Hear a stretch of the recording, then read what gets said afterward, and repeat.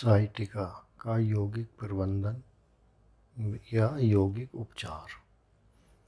Sciatica नाड़ी हमारे मेरुरज्जु में स्थित होकर कूल्हे और टांग के मध्य भाग से गुजरकर पाँव के टखनों तक पहुंचती है। उस भाग में इस नाड़ी से संबंधित जो दर्द उठता है इसे साइटिका कहते हैं। साइटिका नाड़ी हमारे स्नायु संस्थान की प्रमुख नाड़ियों में से एक है। यह पीठ में रीढ़ की हड्डी में चौथे और पांचवें लंबर से निकलती है तथा मेरुरज्जु से होकर नितंब एवं कूल्हों को पार करती हुई घुटनों से पहले दो भागों में विभक्त होकर टांग के पीछे से होती हुई पाँव में टखनों के पास पहुंचती है। यह शरीर की सबसे लंबी व चौड़ी नाड़ी है। इसकी चौड़ाई लगभग 2 सेंटीमीटर है।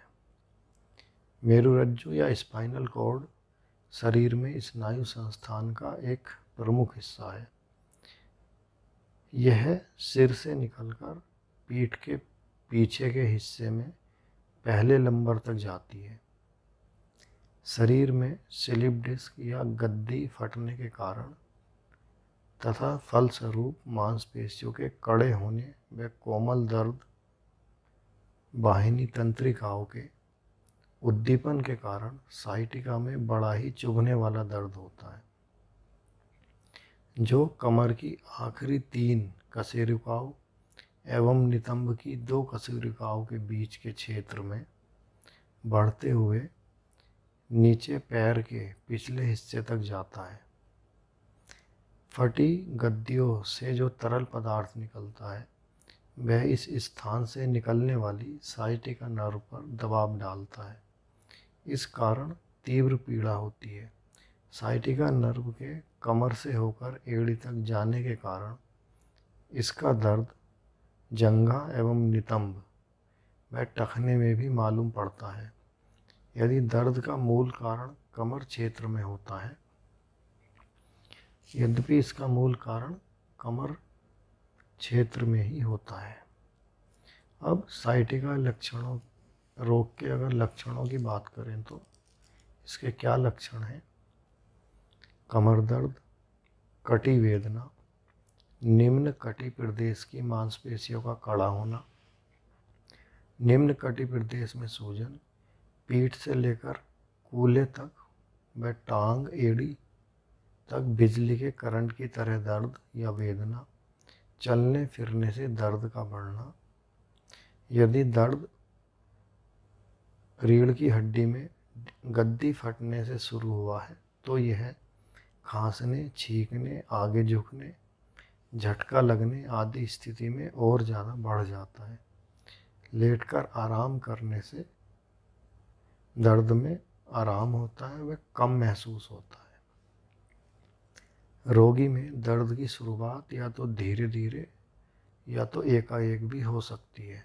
यह दर्द अत्यंत तीव्र चुभने वाला होता है, जो नितंब से शुरू होकर पिछले हिस्से से जांघ, पिंडली एवं एड़ी की ओर बढ़ जाता है। रोग की गंभीर अवस्था में रोगी पिंडली एवं पैर की मांसपेशियों में कमजोरी महसूस करता है।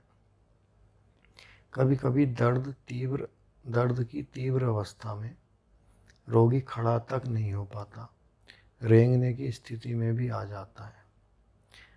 अब आगे यदि साइटिका के कारणों पर विचार करें तो इसके मुख्य कारण हो सकते हैं, जैसे सीढ़ी से गिरना, पैर फिसलना, खराब सड़क पर बस की पिछली सीट पर यात्रा करना, सड़क दुर्घटनावश, कमर की चोट आदि, कटी प्रदेश की मांसपेशियों का कमज़ोर होना, आयरन व कैल्शियम की शरीर में कमी, पेट के मोटापे के कारण उदर प्रदेश का आकार बढ़ने से, गर्भावस्था में पेट में वजन बढ़ने से जिससे कमर की मांसपेशियों में खिंचाव होने के कारण, गुर्दे की खराबी व आयु बढ़ने के कारण, रीढ़ की हड्डी में लंबर भाग में कोई विकृति आने के कारण, रीढ़ की हड्डी में किसी प्रकार का आघात जिसमें साइटिका स्नायु की जड़ उस समय पर दब जाती है।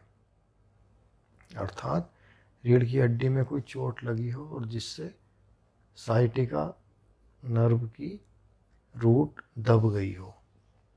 इस स्नायु के या स्थान में किसी क्षेत्र में किसी प्रकार का संक्रमण होने पर इस क्षेत्र की यानी बैकबोन में कोई डिस्क या गद्दी फटने पर या क्षतिग्रस्त होने पर या डिस्क खिसक जाने पर भी एक कारण से यह दर्द हो सकता है। ऑस्टियोआर्थराइटिस के कारण अन्य कारण जैसे गर्भकाल, पेल्विस क्षेत्र में ट्यूमर, रीढ़ की हड्डी के निचले हिस्से में किसी प्रकार की विकृति या कुबड़ आदि के कारण अचानक दौड़ते टहलते समय या वाहन चलाते समय साइटिका स्नायु में चोट लगना या आघात होने के कारण लंबे समय तक खड़े रहने से, कुर्सी पर एक ही किनारे पर बैठे रहने से भी रोग के लक्षण उत्पन्न हो सकते हैं। मेरुदंड में ट्यूमर, पेल्विस के में कोई रोग, वर्टिब्रल बॉडी में टीबी आदि के कारण भी यह रोग उभर सकता है। अब आगे यदि इसके यौगिक उपचार की बात करें तो निम्न प्रकार साइटिका रोग को यौगिक प्रबंधन से ठीक भी किया जा सकता है। तीव्र पीड़ा की अवस्था में योगासन या अन्य अभ्यास कुछ दिनों तक छोड़कर पूर्ण विश्राम करना चाहिए। जैसे जैसे पीड़ा एवं दर्द में सुधार हो तथा रोगी बैठने एवं चलने में सक्षम हो, तब धीरे धीरे कुशल योग चिकित्सक के मार्गदर्शन में योगाभ्यास आरंभ करना चाहिए। विश्राम के लिए सख्त तख्त या सख्त जगह अर्थात पतले तथा कम गद्दे वाले लकड़ी के तख्त को उपयोग में लाना चाहिए।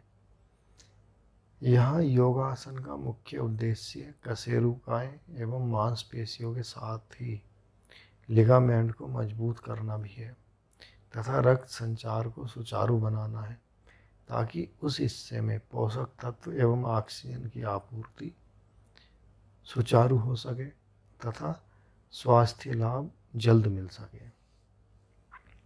अब योग चिकित्सा में यम नियम की बात करें तो यम नियम की कोई विशेष आवश्यकता नहीं है, फिर भी मनोवैज्ञानिक दृष्टिकोण के ठीक करने के लिए यम नियम का पालन लाभप्रद है। षटकर्म की यदि बात करें तो षटकर्म की भी कोई विशेष आवश्यकता नहीं, किंतु बस्ती, नेति, त्राटक आदि षटकर्मों से शरीर शुद्ध होता है और रोग से लड़ने की क्षमता पैदा होती है और शरीर में हल्कापन आता है तथा रोग की तीव्रता कम होती है। आगे आसन की बात करें तो साइटिका में मकर आसन, मत्स्य क्रीड़ा आसन, सर्प आसन, अर्ध शलभ आसन, मार्जारी आसन, भुजंग आसन, शलभा आसन, अर्ध शलभ आसन, सरल धरुणासन, उष्ट्रासन, सरल चक्रासन, वज्रासन व मत्स्यासन लाभप्रद है।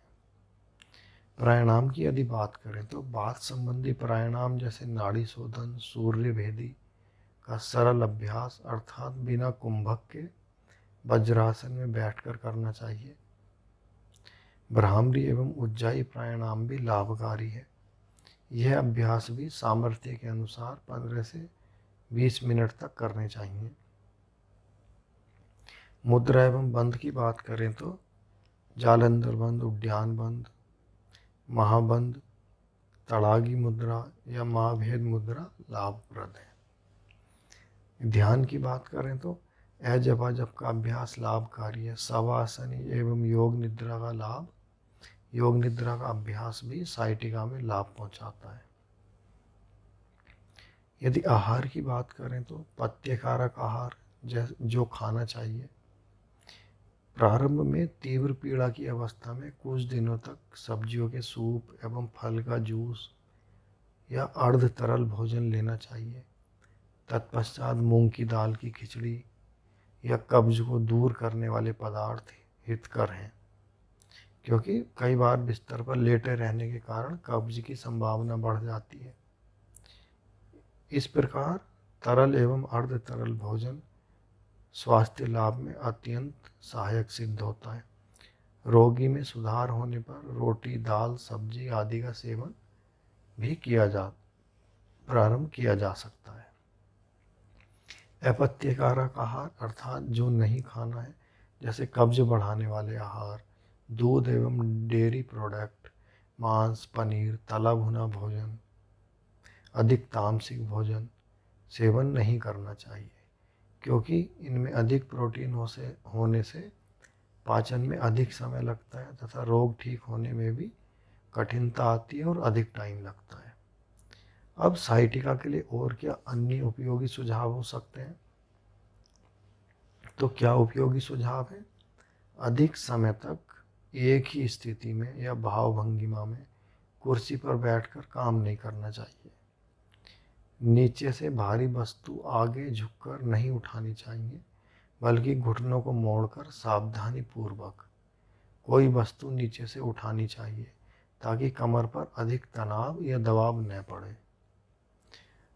मोटे गद्दों पर सोने से बचना चाहिए। स्कूटर आदि पर कमर सीधी करके बैठना चाहिए।